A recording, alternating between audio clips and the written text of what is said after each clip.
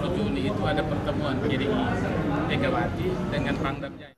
Disebut-sebut bakal menjadi sebagai calon Kepala Badan Intelijen Negara atau BIN, sejumlah korban kasus pembakaran gedung PDI kubu Megawati Soekarno Putri atau yang dikenal sebagai peristiwa 27 Juli di Jalan Diponegoro, Jakarta Pusat, mendatangi kantor Bareskrim Polri. Mereka datang untuk memberikan berkas bahwa dalam kasus tersebut, Sutioso yang ikut terlibat dalam pembakaran gedung tersebut bersama kubu Suryadi telah ditetapkan sebagai tersangka.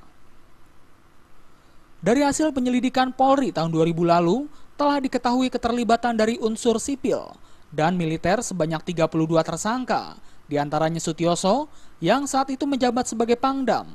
Namun hingga kini kasus tersebut seakan-akan mandek. Dan saat ini Sutioso digadang-gadang akan menjabat sebagai calon Kepala Badan Intelijen Negara atau BIN. Yoris Rahayai ditahan tuntutan PA, tapi Sutioso mereka bebas. Bah sekarang dicalonkan sebagai calon Kepala BIN. Nah jadi kedatangan kami ke sini ini kaitannya dengan Sutioso dicalonkan sebagai Kepala BIN pada saat dia masih berstatus tersangka. Kalau kasusnya dipiring ya silakan. Ini kasus ancaman pidananya sampai 20 tahun.